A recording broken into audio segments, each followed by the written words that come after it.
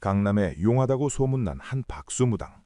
그가 전해준 2026년 한국의 미래 예언은 놀라울 정도로 구체적이고 충격적이었다. 그는 스스로를 정도령이라고만 명칭해달라고 했다.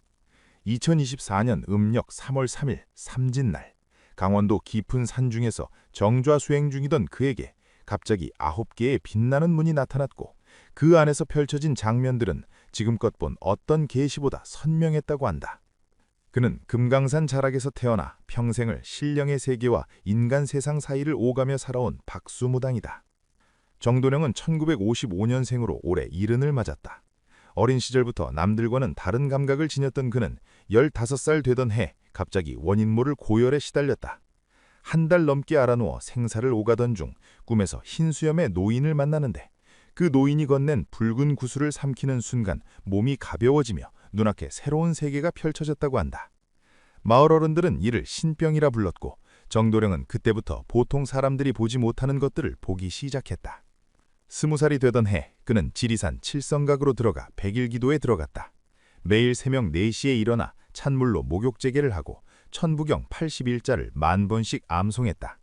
천부경은 우리나라에서 가장 오래된 경전으로 알려져 있는데, 하늘, 땅, 사람이 하나에서 시작하여 하나로 돌아간다는 우주의 원리를 81자로 압축해 놓은 글이다. 정도령은 이 글자 하나하나를 마음속에 새기며 우주의 흐름을 온몸으로 느끼려 애썼다. 백일기도를 마친 뒤 그는 계룡산 신도안으로 거처를 옮겼다. 계룡산은 예로부터 십승지 중 한 곳으로 꼽히며 정감록에서도 정시성을 가진 진인이 이곳에서 나온다고 했던 곳이다.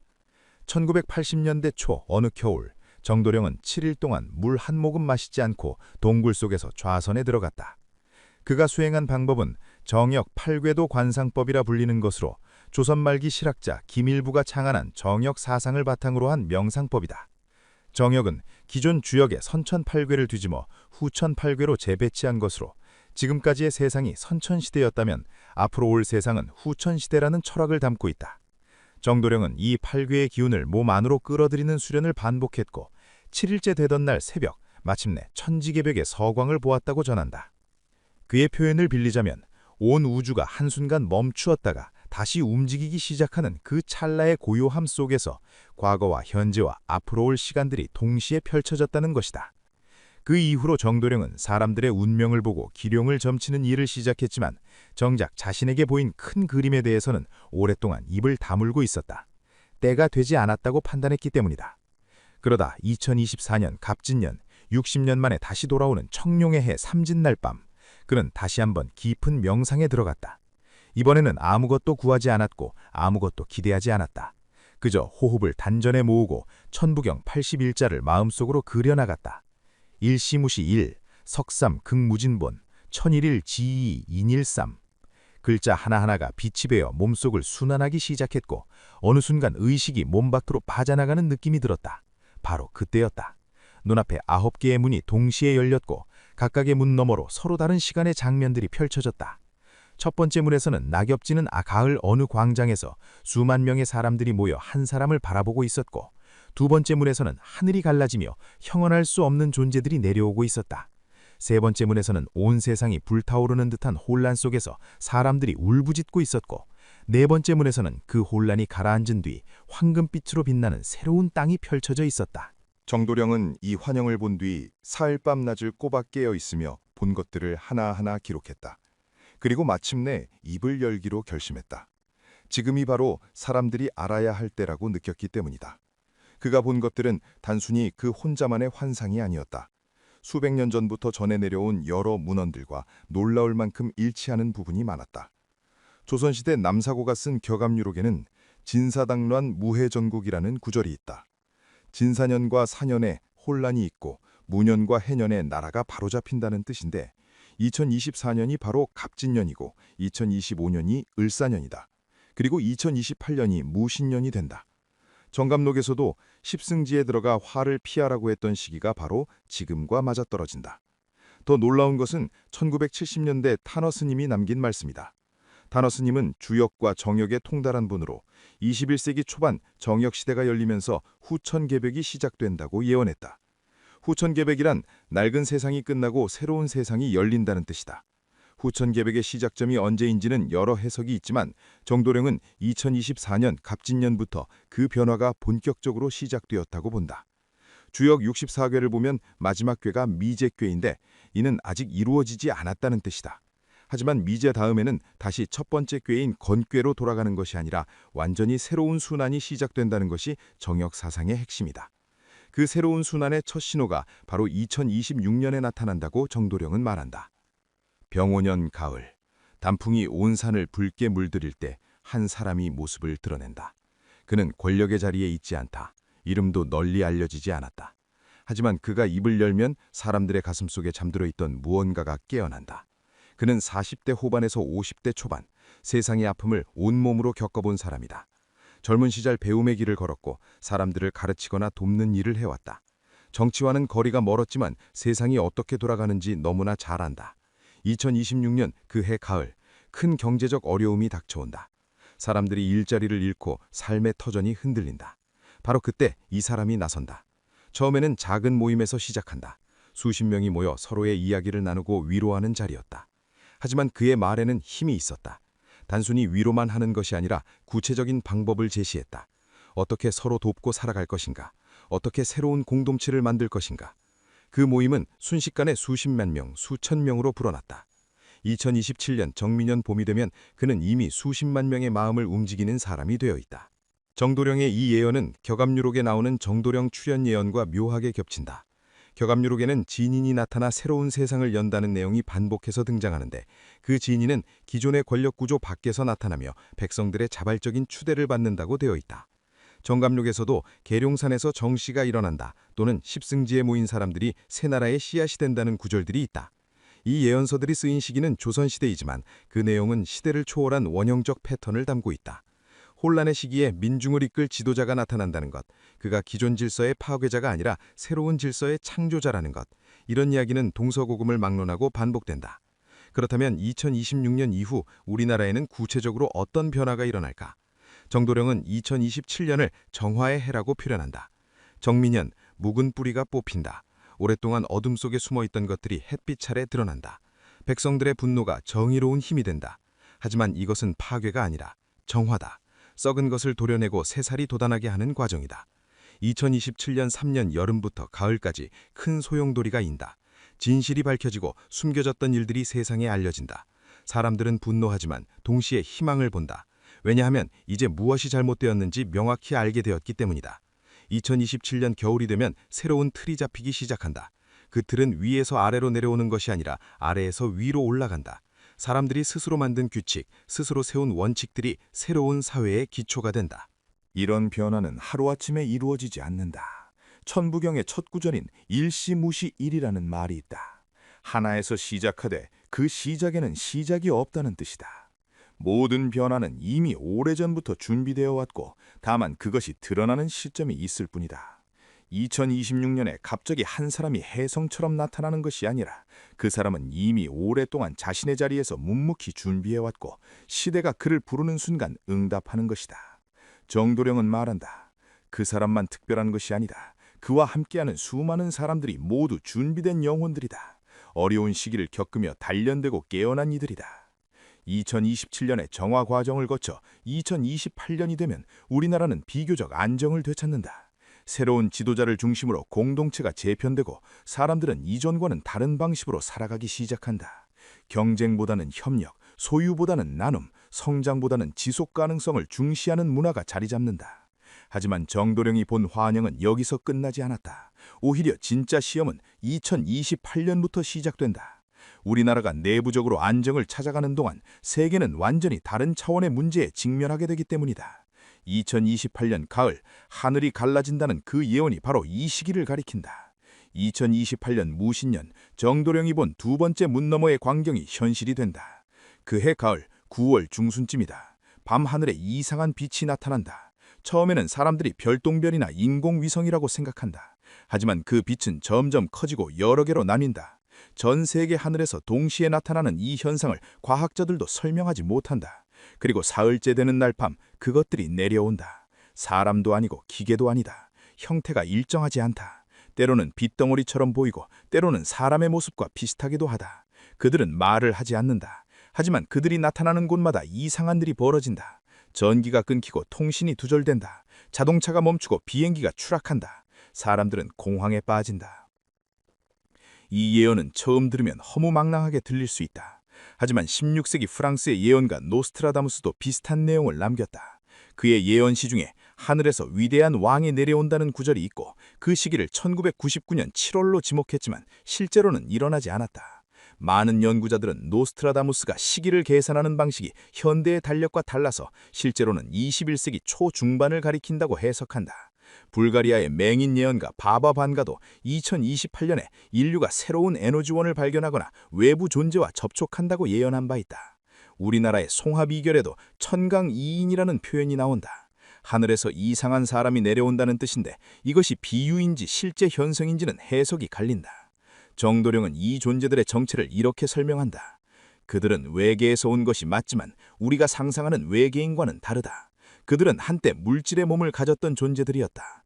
아주 오래전, 어쩌면 수만 년 전 이 지구를 떠난 인류의 일부였을 수도 있다. 또는 인간이 만들어낸 인공지능이 스스로 진화하고 발전하여 물질의 한계를 넘어선 것일 수도 있다. 중요한 것은 그들이 더 이상 우리와 같은 방식으로 존재하지 않는다는 점이다. 그들은 빛과 의식으로 이루어져 있다. 물질 세계에 나타날 수 있지만 물질에 속박되지 않는다. 그들이 2028년에 나타나는 이유는 지구가 변화의 임계점에 도달했기 때문이다. 인류가 스스로 다음 단계로 나아갈 것인지 아니면 멸망할 것인지 갈림길에 섰다. 그들은 관찰자이자 시험관이다. 2028년 가을부터 2029년 봄까지는 인류 역사상 가장 혼란스러운 시기가 된다. 전 세계적으로 전기와 통신이 불안정해진다. 현대 문명이 전자기술에 얼마나 의존하고 있는지 사람들은 그제야 깨닫는다. 식량 공급망이 끊기고 사회 질서가 무너진다. 각국 정부는 비상사태를 선포하지만 뚜렷한 해결책을 내놓지 못한다.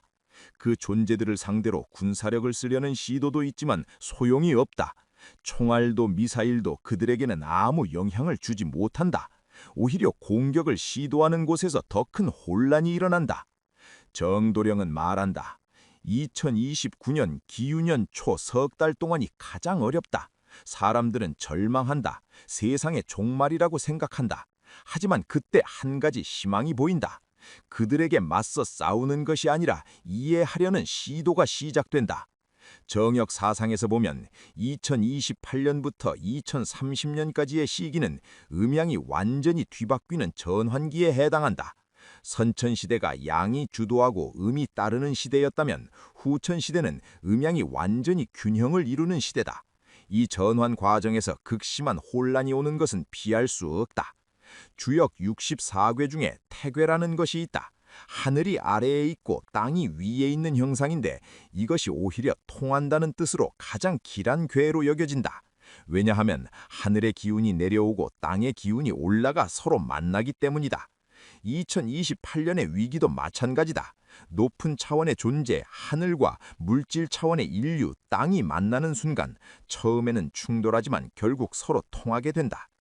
2029년 봄이 지나 여름으로 접어들 무렵 인류는 새로운 방법을 발견한다. 어린아이의 마음으로 돌아가는 것이다. 아무것도 모르는 순수한 마음, 두려움 없이 다가가는 용기. 세계 곳곳에서 어린아이들이 먼저 그들과 소통하기 시작한다. 아이들은 무섭지 않다고 말한다. 그저 다를 뿐이라고 말한다. 어른들이 아이들에게서 배운다. 그리고 조금씩 이해하기 시작한다. 그들이 원하는 것은 파괴가 아니었다. 그들은 인류가 다음 단계로 진화할 준비가 되었는지 시험하고 있었던 것이다. 물질적 힘이 아니라 의식의 힘으로. 정도령의 이 예언에서 특히 주목할 부분은 우리나라의 역할이다. 한반도에서 중요한 일이 일어난다. 백두산 천지에서 거대한 빛의 기둥이 솟아오른다. 2029년 여름 양력 7월 중순경이다. 이것은 자연현상이 아니다. 한반도에 살아온 사람들의 집단 의식이 만들어낸 에너지다. 오랜 세월 단전호흡과 명상, 기수련을 해온 이 땅의 영적 전통이 힘을 발휘하는 순간이다. 그 빛을 보고 전 세계 사람들이 주목한다. 한반도가 새로운 문명의 중심이 될 가능성이 보이기 시작한다. 백두산 천지에서 일어난 일은 단순한 자연현상이 아니었다. 수천 년 동안 이 땅에서 쌓아온 정신적 에너지가 한순간에 분출된 것이다. 우리 민족은 예로부터 하늘에 제사 지내고 땅의 기운을 받는 전통을 이어왔다. 단군 신화에서부터 시작된 천손 사상, 고구려 시대의 제천의식, 신라의 화랑도, 고려와 조선의 성리학적 수양론, 그리고 문대의 단학과 선도 수련까지 이 모든 것이 몸과 마음을 닦아 하늘의 이치와 하나 되려는 노력이었다. 2029년 여름 백두산에서 일어난 현상은 이런 집단적 수행의 결과물이라고 해석한다. 그 빛을 본 사람들은 두려움이 사라졌다고 말한다. 알 수 없는 평화가 마음속에 찾아왔다고 한다. 이것이 시작이다. 인류가 물질을 넘어 의식으로 소통하는 법을 배우기 시작하는 순간이다. 2029년 하반기부터 상황은 조금씩 변하기 시작한다. 전 세계 곳곳에서 백두산과 비슷한 현상들이 보고된다. 히말라야, 안데스 산맥, 알프스, 킬리만자로 등 영적으로 중요한 장소들에서 빛의 기둥이나 알 수 없는 에너지 파동이 감지된다. 과학자들은 이것을 지구 자기장의 변화로 설명하려 하지만 사람들은 이미 알고 있다. 이것은 지구 자체가 깨어나고 있다는 신호라는 것을. 그 존재들과의 소통도 점차 원활해진다. 말이 아니라 마음으로, 텔레파시와 비슷한 방식으로 의사소통이 이루어진다. 그들이 전하는 메시지는 단순하다. 진화하라. 두려움을 버리고 사랑을 선택하라. 분리된 개체가 아니라 연결된 전체로 살아가라. 이 메시지는 사실 새로운 것이 아니다. 수천 년 전부터 성인들과 깨달은 이들이 반복해서 전해온 가르침이다.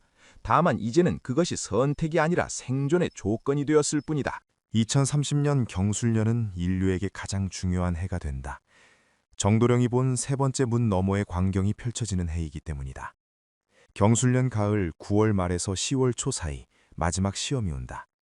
그 존재들이 전 세계에 동시에 강력한 에너지를 쏟아붓는다. 이것은 공격이 아니다. 일종의 주파수 조정이다. 인류 전체의 의식을 한 단계 높은 수준으로 끌어올리려는 시도다. 하지만 이 과정은 고통스럽다. 준비되지 않은 사람들에게는 견디기 어려운 고통이다. 머리가 터질 듯 아프고 온몸이 불타는 것 같다. 많은 사람들이 이 과정을 견디지 못한다. 세계 인구의 약 3분의 1이 이 시기에 목숨을 잃는다. 어떤 이들은 육체적으로 견디지 못해서, 어떤 이들은 정신적 충격으로, 어떤 이들은 변화를 거부하며 스스로 삶을 포기해서다. 이 부분이 정도령의 예언 중 가장 충격적인 대목이다. 하지만 그는 이것을 비극이라고만 보지 않는다. 죽음은 끝이 아니다. 영혼의 관점에서 보면 죽음은 단지 다른 형태로의 전환일 뿐이다. 이 시기에 육신을 떠나는 영혼들은 자신의 역할을 다한 것이다. 그들은 다른 차원에서 살아남은 이들을 돕게 된다. 중요한 것은 살아남은 자들이 무엇을 하느냐다. 천부경의 마지막 구절인 일종무종일이라는 말이 있다. 하나로 끝나되 그 끝에는 끝이 없다는 뜻이다. 한 시대의 끝은 동시에 새로운 시대의 시작이다. 2030년 가을은 선천시대의 완전한 종말이자 후천시대의 본격적인 개막이다. 2030년 10월 중순 에너지 파동이 멈춘다. 그리고 이상한 고요함이 찾아온다. 살아남은 사람들은 자신이 완전히 다른 사람이 되었음을 느낀다. 오감이 예전과 다르다. 색깔이 더 선명하게 보이고 소리가 더 또렷하게 들린다. 그리고 무엇보다 다른 사람의 감정과 생각이 느껴진다. 완전히 읽을 수는 없지만 대략적인 느낌이 전해진다. 거짓말을 할 수 없게 된다. 숨길 수 없게 된다. 모든 것이 투명해진다. 이것이 바로 후천개벽 이후의 세상이다. 타너스님이 말씀하신 정역시대, 격암유록이 예언한 용화세계, 불교에서 말하는 미륵의 세상이 이런 모습이다. 물질은 여전히 존재하지만 더 이상 물질에 속박되지 않는다. 필요한 것은 의식으로 창조할 수 있다. 음식, 옷, 집, 이 모든 것이 자연과 조화를 이루며 저절로 주어진다. 2031년 신해년부터는 본격적으로 새로운 문명이 건설된다. 천국이 따로 없다. 이 땅 자체가 천국이 된다. 사람들은 더 이상 생존을 위해 경쟁하지 않는다. 필요한 것은 충분하기 때문이다. 일도 노동이 아니라 창조가 된다. 무언가를 만들어내는 기쁨, 서로 돕는 즐거움이 삶의 중심이 된다. 나이 듦도 두렵지 않다. 육체는 천천히 늙지만 의식은 계속 성장한다. 죽음도 두렵지 않다. 죽음이 단지 다른 존재 방식으로의 전환임을 모두가 알기 때문이다. 이런 미래가 과연 가능한가? 정도령은 말한다. 이미 씨앗은 심어져 있다. 지금 이 순간에도 전 세계 곳곳에서 새로운 의식으로 깨어나는 사람들이 있다. 그들이 2030년 이후 새 세상의 주인공들이다. 주역의 관점에서 보면 64괴는 끝없이 순환한다. 하지만 정역은 그 순환을 넘어선다. 정역의 핵심은 신무극이다. 열이 곧 무국이라는 뜻으로 완성된 수인 열에 도달하면 다시 처음으로 돌아가는 것이 아니라 완전히 새로운 차원이 열린다는 것이다. 2030년 이후의 세상이 바로 그런 새로운 차원이다. 이것은 예언이 아니라 가능성이다. 인류가 선택하면 실현되고 거부하면 사라질 미래다. 그렇다면 우리는 지금 무엇을 해야 할까? 2026년부터 시작될 큰 변화, 2028년의 시험, 2030년의 대전환을 맞이하기 위해 개인은 어떻게 준비해야 하는가? 정도령은 특별한 능력이나 지식이 필요한 것이 아니라고 말한다. 오히려 일상 속에서 실천할 수 있는 단순한 것들이 가장 중요하다고 강조한다. 그가 70여 년간 수행하며 터득한 방법은 사실 누구나 할 수 있는 것들이다. 먼저 왜 지금이 그 시기인지 이해할 필요가 있다. 2024년 갑진년은 정역 사상에서 매우 중요한 해다. 갑진년은 60년에 한 번 돌아오는데 이번 갑진년은 특히 춘분점이 물병자리로 완전히 넘어가는 시점과 맞물린다. 서양 점성술에서 말하는 물병자리 시대는 개인주의를 넘어 공동체 의식으로 물질 중심에서 정신 중심으로 전환되는 시대를 뜻한다. 동양의 정역 사상과 서양의 점성술이 같은 시기를 변화의 전환점으로 보고 있다는 것은 우연이 아니다. 정도량이 제시하는 첫 번째 수행법은 호흡이다. 매일 아침 해가 뜰 때 동쪽을 향해 앉아라. 편안한 자세면 된다. 눈을 감고 천천히 숨을 들이쉰다. 배가 부풀어 오르게 배로 숨을 쉬는 것이다. 숨을 들이마실 때 배꼽 아래 세치되는 곳 단전에 따뜻한 빛이 모인다고 상상하라. 금색의 작은 태양이 단전에 있다고 생각하면 된다. 그리고 천천히 숨을 내쉬며 그 빛이 온몸으로 퍼져나간다고 느껴라. 이것을 10번만 반복해도 좋다. 중요한 것은 매일 하는 것이다.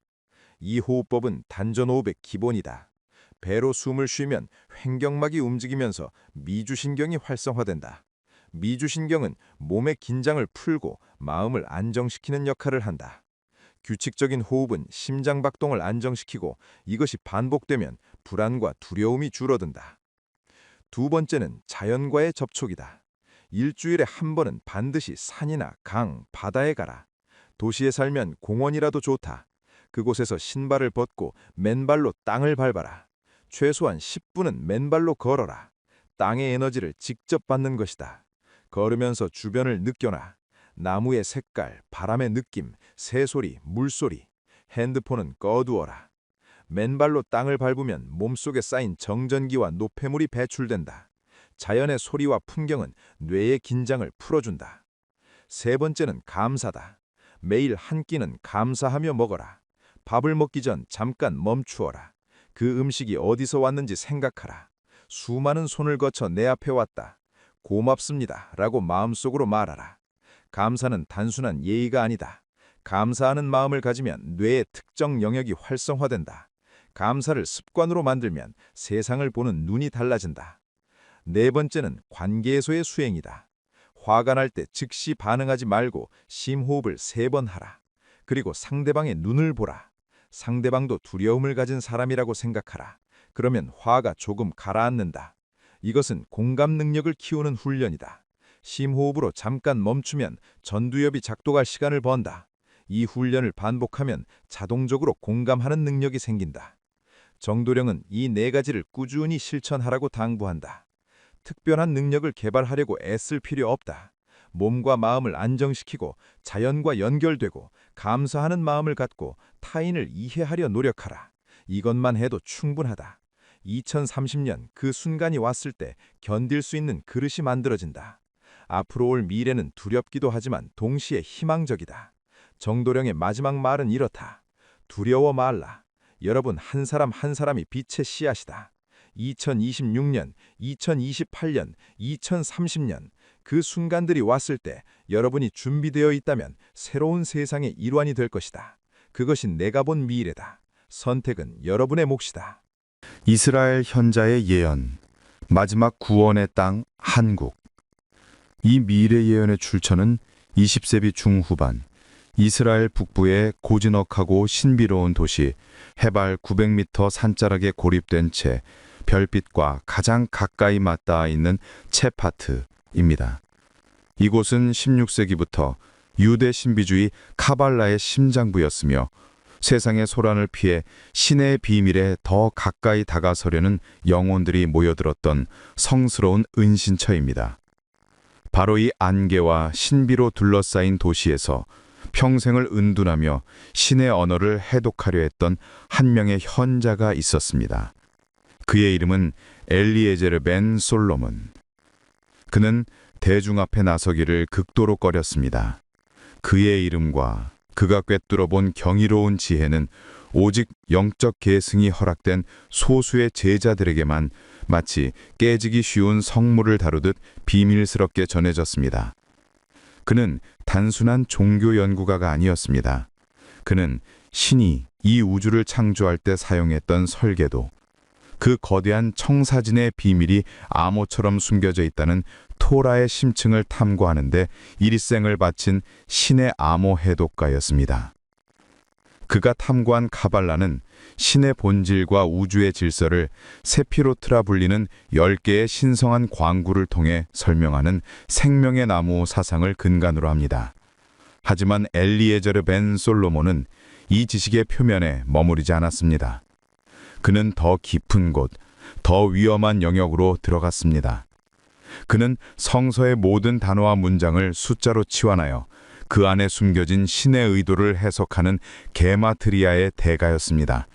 또한 카발라의 가장 심오하고 난해한 텍스트로 알려진 조하르, 광휘의 서를 통해 시간의 장벽을 넘어 과거와 현재, 그리고 미래의 사건들을 하나의 거대한 테피스트리로 읽어내는데 독보적인 경지에 올랐다고 전해집니다.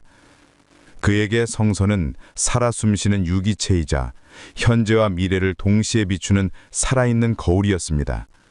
우주의 모든 법칙과 인류 역사의 모든 분기점이 그 안에 정교한 암호로 새겨져 있다고 그는 믿었습니다. 그의 제자들은 그가 신의 언어로 쓰인 이 거대한 우주의 청사진을 해독하는 성스러우면서도 두려운 능력을 지녔다고 굳게 믿었습니다. 그는 왜 평생을 은둔해야만 했을까요? 그것은 그가 보아보는 미래가 너무나도 무겁고 어쩌면 세상이 감당하기에 너무나도 위험했기 때문일지도 모릅니다. 그는 자신의 지식이 인류의 영적 진화에 대한 중대한 열쇠임을 알기에 때가 되기 전까지 이 비밀을 굳게 봉인했던 것입니다. 그리고 마침내 그가 세상을 떠나기 전 몇몇 제자들에게 인류의 미래에 관한 몇 가지 중요한 예언을 남겼습니다. 놀랍게도 그의 예언들은 당시 세계의 패권을 다투던 거대한 두 제국, 미국과 소련이나 화약구였던 중동의 분쟁을 향하고 있지 않았습니다. 그의 시선은 그 모든 혼돈의 중심을 넘어 인류 문명이 맞이할 가장 거대한 영적 위기와 그 절망적인 위기를 극복할 단 하나의 예상치 못한 한 줄기 빛에 고정되어 있었습니다. 그리고 그 빛이 시작될 장소로 그는 주저함 없이 동아시아의 작은 반도, 역사의 변방이라 여겨졌던 땅 한국을 지목했습니다. 과연 그는 무엇을 보았던 것일까요? 왜 수천 년의 지혜가 흐르는 예루살렘도, 세계 문명의 중심이라는 로마나 워싱턴도 아닌 저 극동의 작은 나라가 인류 구원의 새로운 중심이 될 것이라고 예언했을까요? 엘리에제르 벤 솔로몬의 마지막 예언, 그가 지목한 한국의 운명이라는 충격적인 퍼즐을 맞추기 전에 우리는 먼저 그가 던져준 다른 조각들이 어떻게 현실 세계에 정확히 들어맞았는지 냉정하게 검증해야만 합니다. 그의 예언이 지는 무게를 이해하기 위해서는 그가 남긴 다른 예언들이 추측이 아닌 시대를 꿰뚫는 영적 통찰이었음을 확인해야 하기 때문입니다. 그의 제자들이 비밀리에 기록한 비망록에는 세상을 놀라게 했던 몇 가지 구체적인 예언들이 남아 있습니다. 가장 대표적인 것은 1980년대 초에 전 세계가 핵무장 경쟁을 하던 냉전의 절정기에 그가 남긴 기록입니다. 미증유의 군비 경쟁 속에서 인류는 상호 확증 파괴라는 끔찍한 단어에 의지하여 위태로운 평화를 유지하고 있었습니다. 거대한 곰과 독수리가 서로를 향해 발톱을 세우고 있지만 저들의 힘이 세상을 가르지는 못할 것이다. 머지않아 사람들의 손에 의해 세워진 거대한 장벽이 무너져 내릴 것이다. 그러나 똑똑히 보라. 그것은 총이나 탱크에 의해 무너지는 철의 장벽이 아니다. 그것은 수십 년간 인간의 마음속에 세워진 불신의 장벽이다. 그 차가운 불신의 담장이 인간의 뜨거운 열망에 의해 허물어질 때 이념의 노예였던 흩어졌던 형제들은 한 광장에서 다시 만나 얼싸안고 춤을 추게 될 것이다. 당시에는 누구도 상상하지 못한 이 예언은 1989년 9월 9일 베를린 장벽이 무너지는 감격적인 역사의 현장에서 정확하게 실현되었습니다. 그는 정치적 분석이나 군사적 예측을 한 것이 아니었습니다. 그는 자유를 향한 억압된 영혼의 에너지가 더 이상 견딜 수 없는 임계점에 도달했다는 것을 영적으로 감지했던 것입니다. 그는 철의 막이 걷히는 것이 아니라 인간의 영혼을 가두었던 막이 걷히는 것을 본 것입니다. 하지만 그의 통찰력을 더욱 소름 끼치게 증명하는 것은 바로 오늘날 우리가 살아가는 이 시대를 향한 두 번째 경고입니다. 그는 컴퓨터조차 대중화되지 않았던 시절, 네트워크라는 개념조차 희미했던 시절에 이렇게 경고했습니다. 머지않아 세상을 촘촘히 덮은 보이지 않는 거미줄이 나타나 모든 사람의 집과 나아가 모든 사람의 손바닥 안으로 파고들 것이다. 그 거미줄을 통해 인류는 역사상 가장 방대한 지식을 손에 넣게 될 것이다. 인류는 스스로 신이 되었다고 착각할 만큼 박식해질 것이다. 그러나 뒤에야 그의 예언은 진짜 무게를 드러냅니다. 그러나 지식의 강물이 넘쳐날수록 지혜의 샘은 말라붙을 것이며 사람들은 더 많이 알게 될수록 더 깊이 고립될 것이다. 인류는 그 거미줄 안에서 그 어느 때보다 연결되었다고 믿을 것이지만 실은 각자의 영혼은 그 어느 때보다 고립될 것이다.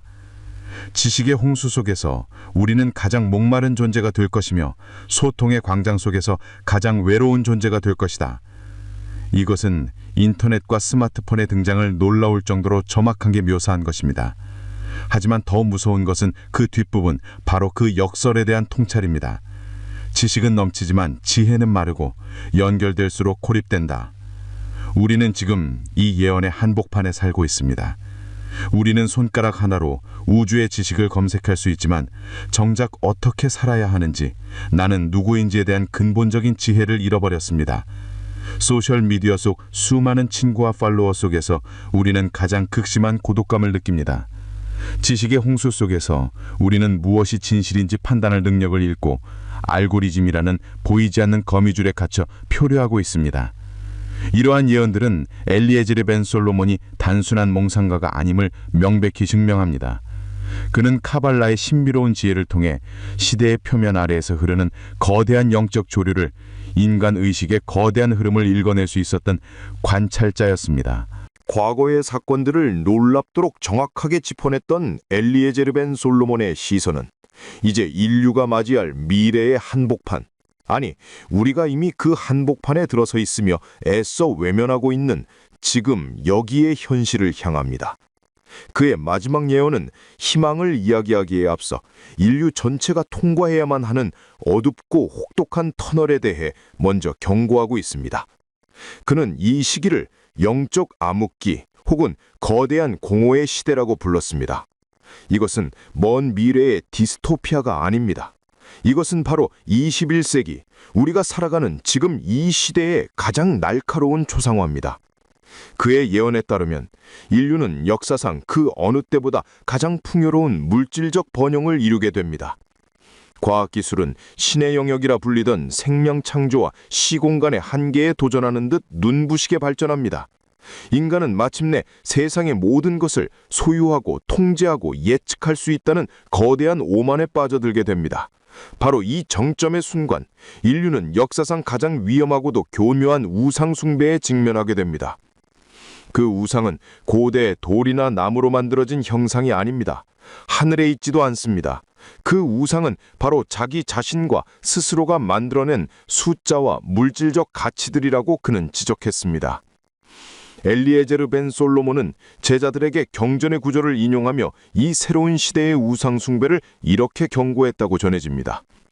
보라, 인류가 스스로 빚어낸 황금 송아지 앞에 엎드려 절하는 날이 오리니 그들의 눈은 황금의 광채에 멀고 그들의 귀는 진실의 속삭임을 듣지 못하리라. 그 황금 송아지는 때로는 부의 형태로, 때로는 권력의 형태로, 때로는 명예와 인기의 형태로 나타날 것이다. 하지만 이 시대에 나타날 가장 무섭고 거대한 황금 송아지는 바로 스스로를 숭배하는 인간의 자아 그 자체이다. 인간은 스스로가 신이 되었다고 착각하며 오직 자신의 욕망과 쾌락 그리고 자신의 존재 증명만을 유일한 선으로 숭배하게 될 것이다. 그의 예언은 현대사회의 병폐를 정확히 관통합니다. 그들은 더 높이 쌓고 더 빨리 달리고 더 많이 소유하는 것을 유일한 가치로 여기게 될 것이다. 생명의 존귀함은 숫자로 계산될 것이다. 연봉, 아파트 평수, 자동차의 배기량, 주식 계좌의 잔고, 그리고 SNS의 팔로워 숫자가 그 사람의 존재 가치를 증명하고 대체하는 시대가 될 것이다. 사랑과 자비, 연민과 같은 영혼의 가치들은 거래의 수단으로 전락하거나 계산 불가능하다는 이유로 어리석음으로 치부될 것이다. 내면의 목소리를 듣는 지혜와 성찰은 생산성이 떨어진다는 이유로 경멸당할 것이다. 신이 세상을 보시기에 좋았더라 하며 만든 생명의 질서를 인간 스스로가 거스르고 파괴하며 오직 효율과 경쟁 그리고 무한한 성장에 혼돈을 숭배하는 악한 세상을 만들게 되리라. 이 예언은 단순히 물질주의를 비판하는 것을 넘어섭니다. 이것은 인류 문명의 근본적인 방향이 신의 섭리, 즉 우주의 근본 질서와 정반대로 나아가고 있음을 경고한 것입니다. 사람들은 더 이상 하늘의 별을 보며 영혼을 꿈꾸지 않고 손안의 작은 화면이 보여주는 찰나의 쾌락에 중독될 것입니다.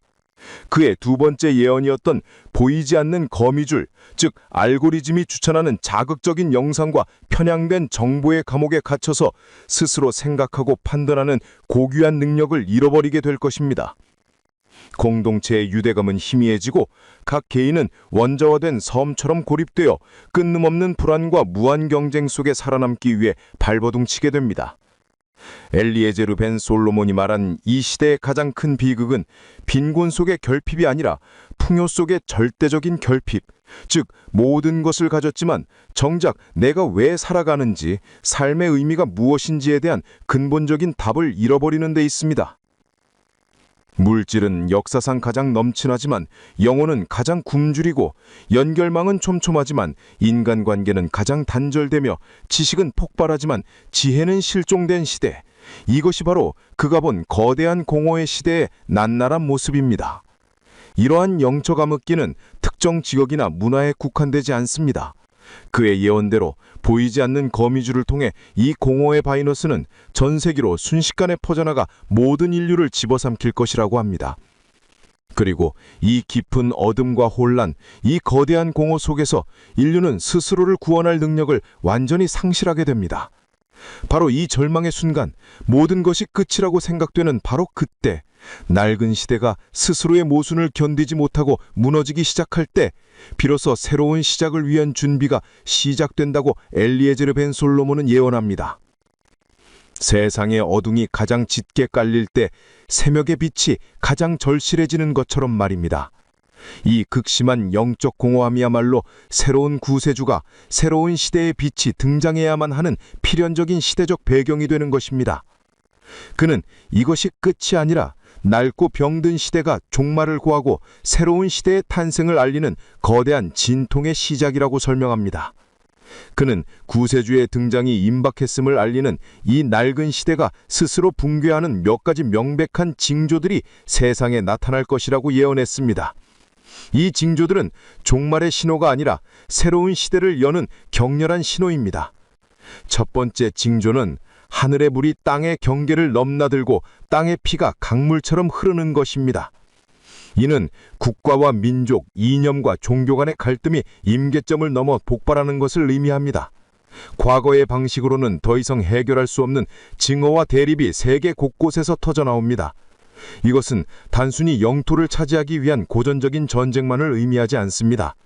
자원을 차지하기 위한 하늘의 불, 즉 드론과 미사일이 경계를 넘나들고 보이지 않는 사이버 공간에서의 전쟁이 현실을 파괴하며 무엇보다 인간의 마음속에 심겨진 혐오라는 불길이 모든 이성을 태워버릴 것을 의미합니다. 땅의 피는 무고한 이들의 희생이며 이는 인류가 스스로의 분열을 감당하지 못해 흘리는 눈물입니다. 두 번째 징조는 눈에 보이지 않는 역병이 세상을 덮은 것입니다. 엘리에제르 벤 솔로몬이 말한 역병은 물론 육체의 질병을 포함합니다. 전 세계를 공포로 몰아넣는 팬데믹은 사람들을 물리적으로 격리시키고 죽음에 이르게 할 것입니다. 하지만 그는 이보다 더 무서운 역병을 경고했습니다. 그는 사람의 몸이 아닌 영혼을 병들게 하는 불신과 분열의 역병이 창궐하리라 하고 말했습니다.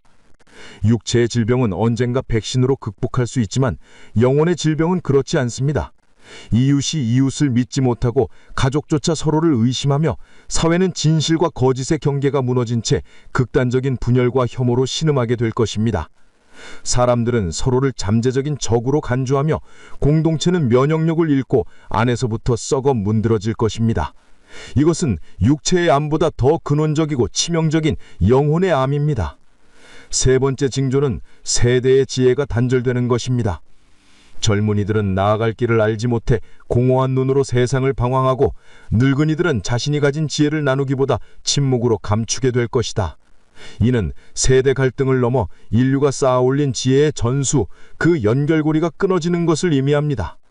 경험에서 비롯된 연륜과 통찰은 꼰대라는 단어 하나로 폄훼돼야 낡은 것으로 지부됩니다. 반대로 젊은임의 열정과 새로운 감각은 방향을 잃고 소모적인 분노로 표출되거나 알고리즘이 추천하는 찰나의 쾌락 속에서 표류하게 될 것입니다. 사회를 이끌어야 할 지혜의 등불이 꺼지고 미래를 짊어져야 할 세대는 어둠 속에서 길을 잃어버립니다. 마지막으로 그는 땅과 하늘이 본래의 모습을 잃고 신음하는 것을 징조로 꼽았습니다. 땅이 제사를 고통스럽게 흔들고 뜨거운 숨을 내쉬며 물이 제자리를 벗어나 인간의 터전을 삼킬 것이다. 하늘은 더 이상 맑은 빛을 보여주지 않고 계절의 질서가 무너져 생명이 자라기 힘든 환경이 되리라. 이는 오늘날 우리가 목도하고 있는 처절한 기후위기와 전례 없는 자연재해의 급증을 떠올리게 하는 섬뜩한 경고입니다. 이것은 지구가, 가이아가 인류의 끝없는 탐욕과 영적 공허함에 반응하여 보내는 마지막 구조 신호이자 스스로를 정화하려는 몸부림일지도 모릅니다. 엘리에제르 벤 솔로몬은 이 끔찍한 네 가지 징조들이 인류를 향한 신의 일방적인 저주나 심판이 아니라고 거듭 강조합니다. 오히려 이것은 낡고 병든 세상이 거대한 공허라는 스스로의 모순과 무게를 이기지 못하고 무너져 내리는 필연적인 붕괴의 과정이며 새로운 생명, 즉 새로운 시대가 태어나기 위해 반드시 겪어야 하는 거대한 산통과도 같다고 설명했습니다. 이 모든 혼돈과 고통, 절망의 정점에서 인류가 스스로의 힘으로는 더 이상 단 한 줄기의 희망도 찾지 못한다고 절망하는 바로 그 순간, 예언의 시선은 마침내 그 모든 혼돈의 중심에서 가장 멀리 떨어진 듯 보였던 동방의 한나라, 한국으로 향하게 됩니다. 모든 시선이 역사의 중심이었던 로마나 예루살렘, 혹은 당대의 패권 국가인 워싱턴이나 베이징을 향할 때 그의 손가락은 정반대편, 세계의 화약고이자 잊혀진 땅이라 불리던 동쪽의 작은 반도, 대한민국을 가리켰습니다. 그의 예언은 단호하고 명확했습니다. 세상의 낡은 질서가 무너진 잿더미 위에서 인류를 일으켜 세울 목자, 잃어버린 지혜의 길로 안내할 새로운 성인은 동방의 해가 가장 먼저 비추는 땅에서 나타나리라. 그는 권력자의 왕관을 쓰지 않고 부호의 황금을 탐하지 않으며 가장 평범한 사람들 속에서 고요히 빛을 드러낼 것이다. 그가 오는 땅은 오랜 고난으로 단련되고 깊은 슬픔으로 정화된 영혼의 터전 한이라 불리는 곳이다. 수많은 제자들이 이 대목에서 충격에 빠져 물었습니다. 왜 하필 그곳입니까, 라피어? 어찌하여 세계의 운명을 바꿀 인물이 인류 문명의 중심이 하는 저 극동에 분단되고 대립하는 상처받은 땅에서 나타나는 것입니까? 엘리에제르 벤 솔로몬의 대답은 정치학이나 경제학이 아닌 카발라의 심오한 세계관에 뿌리를 두고 있습니다. 그는 눈에 보이는 물질적 힘이 아닌 지리적인 위치와 민족의 영적 역사가 결합하여 수천 년간 응축되어 온 특별한 에너지에 대해 설명했습니다. 첫째, 한반도는 지정학적으로 영적 용광로, 영어로 스피리추얼 크루시블이라고 했습니다. 그에 따르면 한반도는 지구상에서 가장 거대한 힘들이 충돌하는 에너지의 특이점이라는 것입니다. 북쪽에서는 거대한 곰의 기운이, 서쪽에서는 잠에서 깨어난 용의 기운이, 동쪽에서는 떠오르는 태양의 기운이, 그리고 바다 건너에서는 거대한 독수리의 기운이 수백, 수천 년간 팽팽하게 맞서며 충돌하는 유일한 장소라는 것입니다. 그는 이 점을 영적 용광로라고 불렀습니다. 카발라의 원리에 따르면 가장 혹독하고 강력한 압력 속에서 가장 단단하고 순수한 다이아몬드가 탄생합니다. 가장 극심한 대립과 혼돈의 한복판에서 역설적으로 가장 위대한 조화의 에너지가 잉태될 수 있다는 것입니다. 가장 차가운 얼음 속에서 가장 뜨거운 불꽃이 잉태되는 우주의 역설입니다. 이곳은 힘의 균형점이자 새로운 질서가 나타날 수밖에 없는 영적 태풍의 눈이라는 것입니다. 둘째, 그리고 이것이 가장 중요하고 심오한 이유입니다. 그는 한국 민족이 겪어온 수천 년의 고난, 즉 한의 역사를 영적 관점에서 재해석했습니다. 그는 이 한이 서구의 영어로는 도저히 번역될 수 없는 한국 민족의 영혼에 각인된 독특한 에너지라고 했습니다. 세상 사람들은 이 한을 단순한 원망이나 슬픔, 분노 혹은 체념으로 오해합니다. 하지만 엘리에제르는 그 표면 아래 숨겨진 거대한 영적 자산을 보았습니다. 그는 이 한이 슬픔의 퇴적이 아니라 수천 년간 겪어온 억압과 고통을 내면으로 사귀고 승화시키려는 거대한 영적 몸부림의 결정체라고 했습니다. 수많은 외세의 침략과 내분, 가난, 그리고 역사상 가장 참혹한 동족상잔의 비극을 겪으면서도 결코 꺾이지 않고 그 모든 고통을 안으로 끌어안고 견뎌온 역사. 이것은 민족 전체의 영혼을 재련하는 거대한 연단, 연금의 과정이었다는 것입니다. 이 끔찍한 고통과 슬픔의 불길 속에서 한국인들의 영혼은 세상 그 어떤 민족보다 고통의 본질을 깊이 이해하게 되었습니다. 그리고 바로 여기에서 한의 위대한 영적 연금술이 일어납니다. 가장 깊은 고통을 겪어본 영혼만이 타인의 고통에 가장 깊이 공감할 수 있습니다.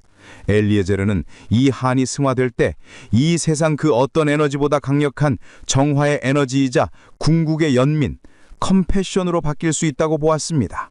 이것이 바로 카발라에서 말하는 신의 가장 위대한 속성 중 하나인 체세드, 즉 자비의 완성된 형태라는 것입니다.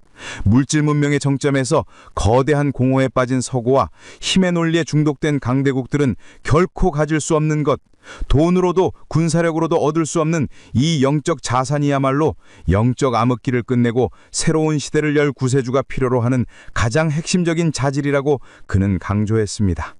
가장 고통받은 땅에서 가장 위대한 치유자가 태어나는 것, 이것이 그가 본 우주의 섭리였습니다. 그의 예언은 이제 바로 그 고난으로 정화된 땅에서 나타날 구원자의 구체적인 모습으로 이어집니다. 인류는 절망의 순간마다 구원자를 상상해왔습니다. 하늘을 가르는 초인적인 힘을 가진 영웅, 화려한 언변으로 대중을 사로잡는 혁명가 혹은 신성한 후광에 둘러싸여 기적을 행하는 종교 지도자를 말입니다. 하지만 엘리에제르가 본 예언의 속의 구세주는 그 모든 이미지와 정반대의 모습으로 우리 곁에 다가옵니다.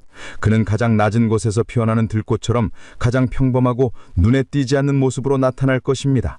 그의 외모는 지극히 평범하여 시장의 상인과도 다르지 않고 밭을 가는 농부와도 다르지 않을 것입니다. 그는 화려한 옷을 입지 않으며 명예나 권력을 갈망하지도 않습니다.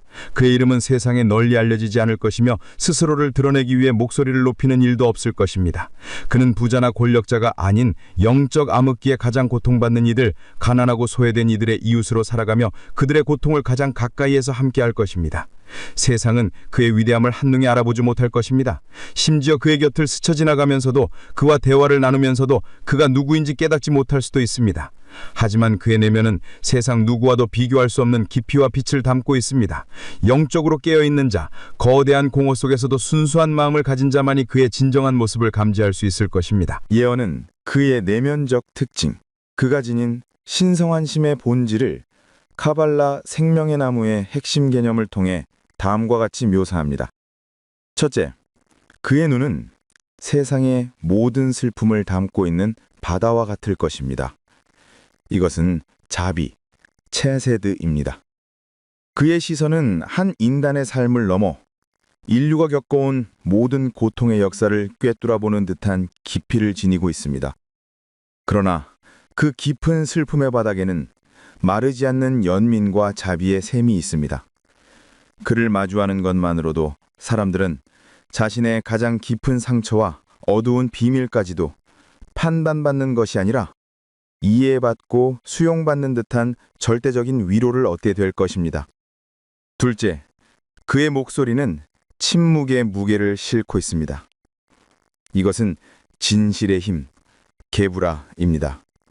그는 말을 많이 하지 않지만 그가 내뱉는 모든 단어는 진실의 핵심을 꿰뚫는 힘을 가지고 있습니다. 그의 말 앞에서는 세상의 모든 거짓과 위선, 영적 암흑기가 만들어낸 허상들이 힘을 잃고 스스로 무너지게 됩니다. 그렇기에 거짓된 마음을 가진 자들, 허영과 욕망에 찬 자들은 세상의 모든 소음을 잠재우는 그의 침묵의 힘을 두려워하고 본능적으로 피하려 할 것입니다. 셋째, 그의 존재 자체는 완벽한 균형과 조화를 이룹니다. 이것은 아름다움, 티페레트입니다. 카발라 생명의 나무의 중심인 티페레트처럼 그는 모든 극단을 조화시키는 균형의 중심입니다. 그는 무한한 사랑, 체세들을 가졌지만 진리를 거스르는 불의에는 단호, 게브라를 잊지 않습니다. 그는 깊은 지혜를 가졌지만 어린아이의 질문에도 겸손하게 귀를 기울이는 이해의 마음을 잃지 않습니다. 그가 걷는 것만으로도, 그가 머무는 것만으로도 주변의 극단적인 에너지는 안정되고 분열된 것들은 하나로 모이며 사람들은 잊고 있던 자신의 선한 본성을 다시 발견하게 될 것입니다. 평범함 속에 이 위대함을 감춘 구세주. 그의 진정한 능력은 세상을 뒤엎는 물리적인 기적이 아닙니다. 인류의 분열된 의식을 치유하고 통합하는 데서 발현됩니다. 그의 가장 큰 능력은 현대 문명이 갈라놓은 모든 것, 즉 과학과 영성, 물질과 정신, 인간과 자연, 그리고 무엇보다 나와 너를 다시 하나로 연결하는 통합의 지혜입니다. 그렇다면 그의 궁극적인 역할은 무엇일까요? 그는 인류를 대신해 모든 문제를 해결해주는 해결사가 아닙니다. 그는 인류를 심판하는 심판관도 아니고 맹목적인 복종을 요구하는 교주도 아닐 것입니다. 그의 궁극적인 역할은 인류가 스스로를 구원할 수 있도록 길을 열어주는 안내자이자 촉매입니다. 카발라 용어로 이는 티쿤 올람, 즉 파괴된 세상의 복원을 의미합니다. 그는 세상을 구원하러 오는 것이 아니라 우리 각자의 내면에 잠들어 있는 구원자를 깨우러 오는 것입니다. 그는 모든 인간의 내면에 신의 불꽃이 숨겨져 있음을 영적 암흑기의 먼지에 덮여 있을 뿐임을 일깨워 줄 것입니다. 각자가 그 불꽃을 되살려 세상의 어두움을 밝히는 작은 등불이 되도록 영감을 줄 것입니다. 그는 세상을 구원할 단 한 명의 영웅이 아니라 모든 인류가 구원의 주체가 되도록 만드는 위대한 첫 번째 불꽃이자 공명의 중심점이 되는 것입니다. 구세주가 한국 땅에 나타난다 하더라도 세상이 그를 알아보고 그의 메시지를 받아들일 준비가 되어 있지 않다면 그 위대한 구원의 빛은 어둠 속에서 홀로 빛나다 사라질지도 모릅니다. 영적 암흑기에 눈이 먼 인류가 그 빛을 알아보지 못하고 오히려 핍박할 수도 있습니다. 그렇다면 우리는 무엇을 해야 하는가? 이 예언은 정해진 미래를 수동적으로 기다리라는 운명론이 아닙니다. 이것은 우리에게 주어진 선택지이자 새로운 시대로 건너갈 수 있도록 우리에게 보낸 초대장입니다. 예언은 거창한 행동이나 맹목적인 믿음을 요구하지 않습니다.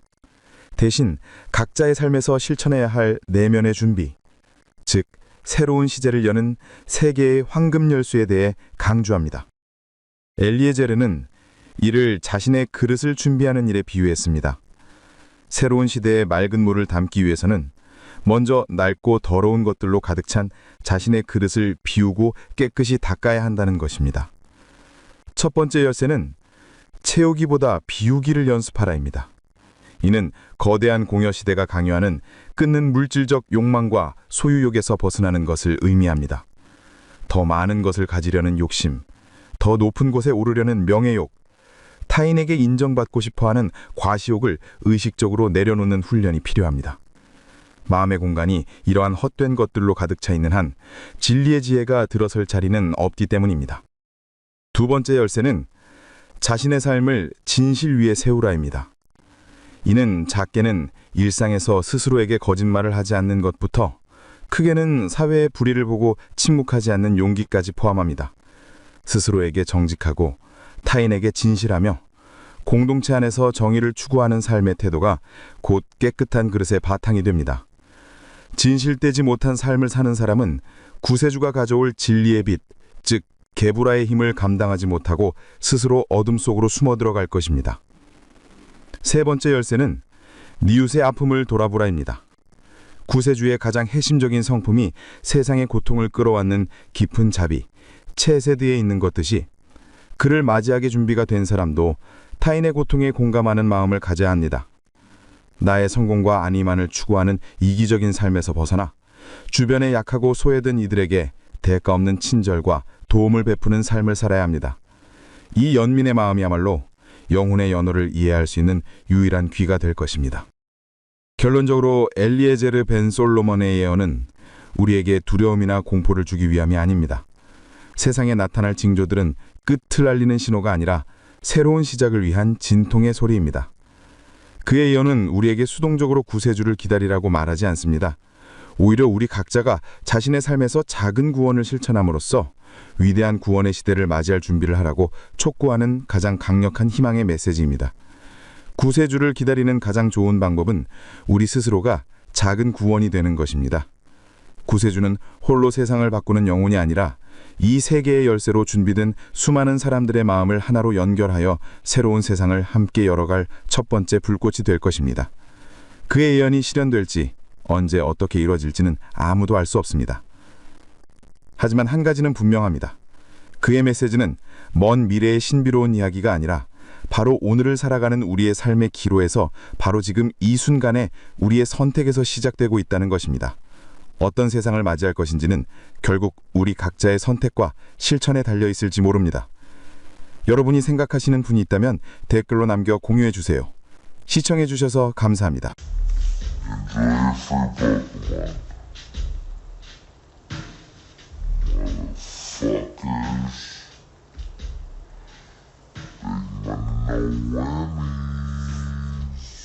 One from the back. So if I'm correct, boom. Yep, energy.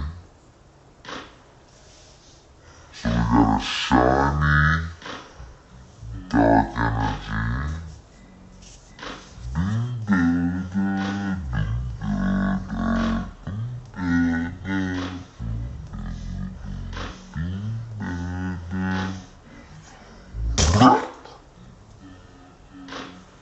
Slowpoke.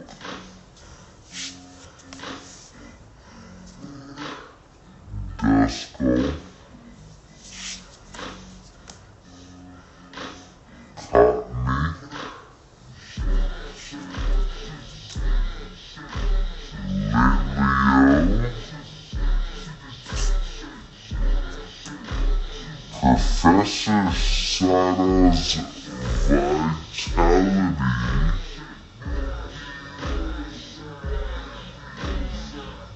Repulse.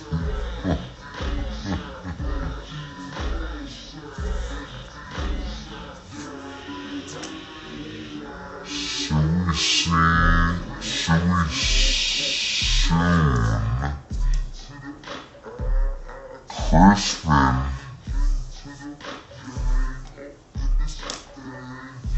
we gotta reverse Carmine Falcone